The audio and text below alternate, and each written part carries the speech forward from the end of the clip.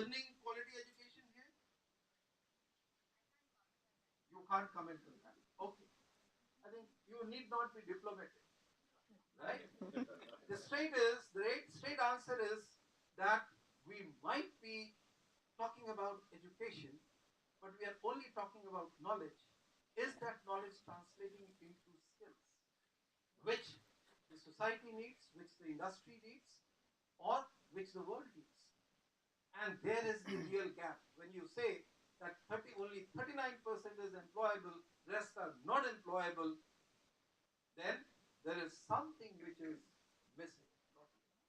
Anything else? Happiness we talked about, earning of money we talked about education. Anything else? Better infrastructure. Rail transport was talked about. What else? Yes?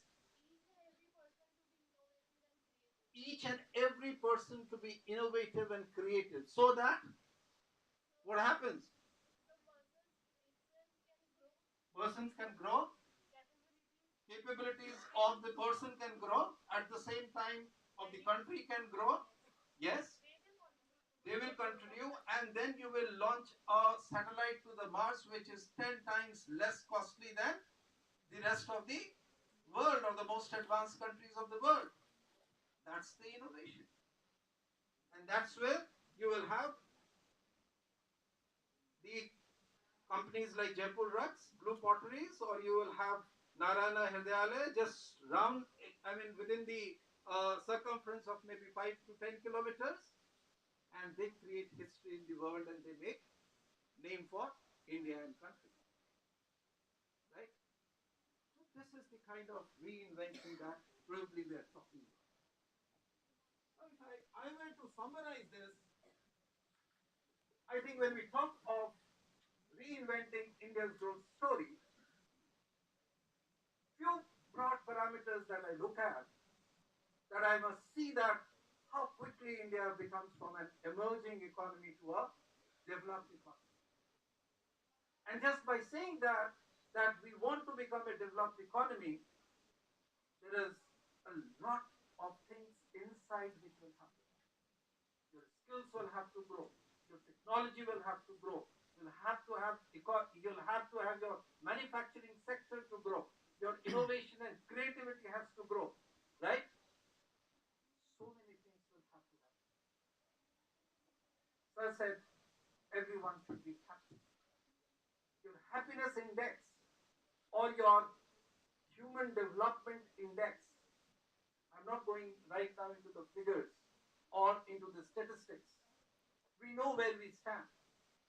We want that our country should move up the human development index. So it is just not about money, my dear friend. It is about that how money is used and how money is distributed in the society. What is the quality of life that we are living in tomorrow's India? So our current Prime Minister or today's new mantras of small mantras of Swachh Bharat and Swasth Bharat and Think India may sound slogans for somebody, may sound simple things, small things to somebody, but then these are the things which will make difference. You want a India with dignity to be seen in the world. And India with dignity cannot be just seen by Tatas or Mahindras. It has to be seen on the ground. You have to have a clean India. You need to have a healthy India. You need to have a creative India. You need to have a generation who can think, who can have skills, right skills, which can be applied for the development of the society or the concerned sector. If I were to talk about the new India, India should move into the high competitiveness index, which means someone talks about efficiency and effectiveness. Someone is talking about speed, saving time. Please broaden your thinking. It is just not saving time and speed. Inherently, you want to become much more efficient and competitive. We want our governance such or the environment such in India where our ease of doing business index, if you have heard about, where we are somewhere around 135, 145 out of the rankings, we should be on the top. The list can be endless. So when we are talking of reinventing the India's growth story, we need to look at from this prism, this eye. How many patents? How many of you have hold patents for it? How many of you are healthy generation? Because tomorrow's generation or tomorrow's work environment is going to be much more stressful than today. How much healthier you are as an individual? What kind of values that you carry? What kind of values and ethics India as a country carries? Because that is reflected in you as well as in the institution, as well in the government and in the corporate. Because today the world is talking about transparency, it is talking about compliance, it is talking about accountability. So it cannot come without the value and ethics that is reinvented in the generations or in the society of India as a country. The list, I can go on and on. I have not yet reached the topic. Changing times. Why we are talking of reinventing India, we need to talk about, because at the same time on the top, the first thing is changing times. We all know we are in a dynamic situation. We are not something where things are static. If I consider my journey, last 25 years journey between corporate and academic, I forget about my childhood days. I think I heard where people started talking about that environment is becoming much more unstable, unpredictable. Then came that, okay, the environment is becoming much more dynamic. Then it became that, okay, becomes more complex. Then came the era of, and all these things were parallel when we got globally integrated, liberalized. We said that okay, that it was not local, it was these influences, these changes were global, worldwide, unpredictable. Today we are talking of a concept of, yes guys, VUCA. What is that? Volatile, uncertain, complex, and ambiguous. So today's definition of time is VUCA. And in this changing time, you need to, and this is not my creation incident, right? And in this complex and this VUCA world and the VUCA changing times, you need to reinvent the growth of the industry, of India as a country. So now coming to the topic in this broader context, when we are talking about the reinventing of strategies of business, again my take would be that let us not restrict our thoughts to simply a company, big or small. But these strategies need to percolate into our own individual life. India as an economy, India as a country, these strategies should be reflected. When we talk about reinventing strategies, it should be about how the society is going to change, how the government is going to change, how governance is to change. And let me start with one simple example which is easier to understand, which all of you would be familiar. Let's take up cricket as in sports, right? Today we have three formats. There is a fourth format which we just had a sports event and these kids had a gully cricket. So we have now gully cricket, we have T20, we have 50 overs and we have a Just a minute. do you think the strategies will be all the game strategies and game Game plans, game strategies change when the venue changes, the pitch changes, right? The weather conditions change. The kind of players, the composition of players that is there. Now, when we talk of the change and when we talk of game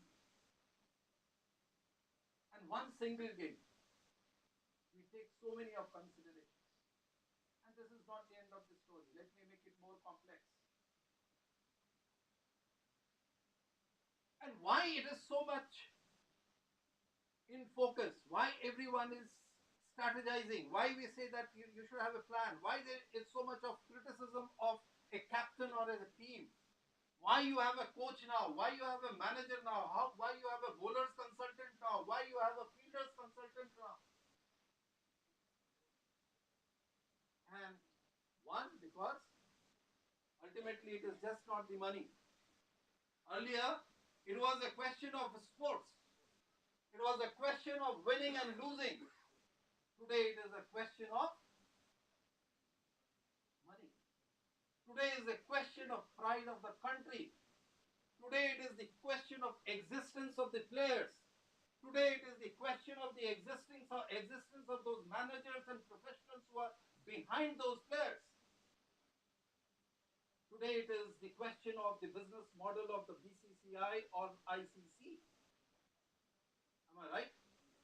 Now, when so many stakes are there in the environment and this changing times, which was not there earlier, you can easily think that what kind of in-depth strategy and game planning needs to be done.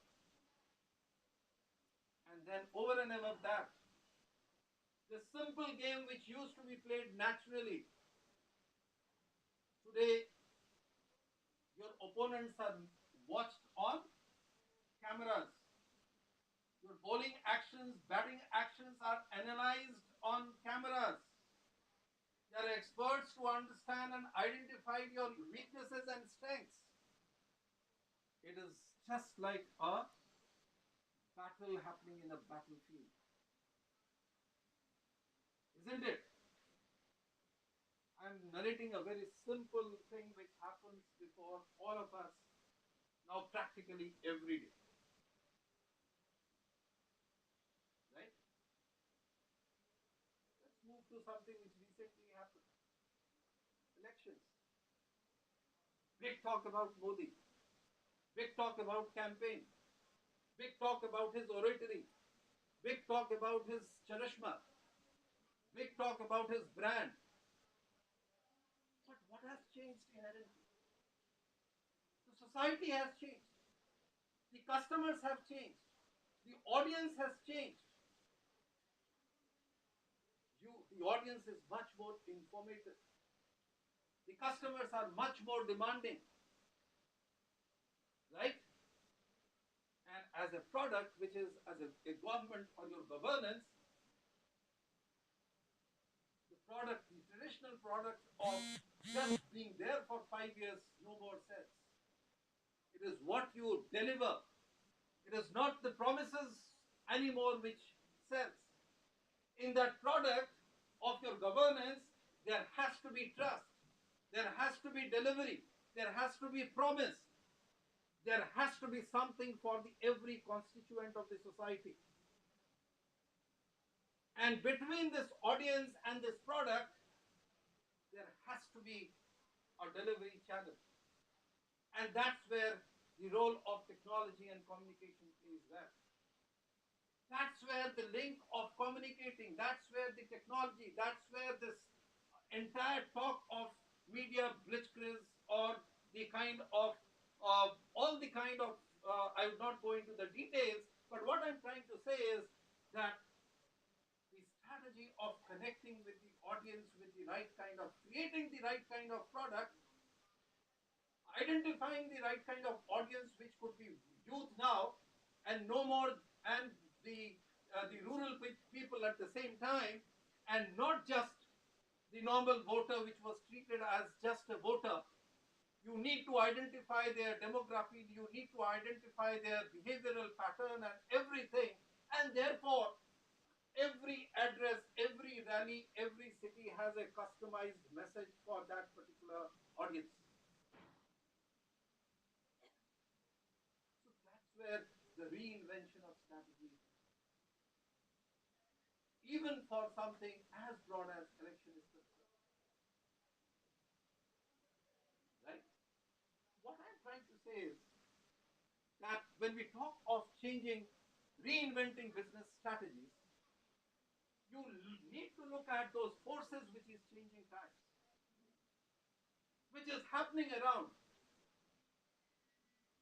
In pure strategy terms, we say that, okay, there is a model called easiest model to evaluate is your PEST model, political, economic, social, technological forces you need to identify.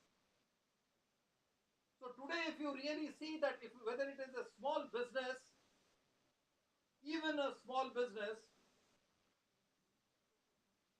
why you need to understand what is happening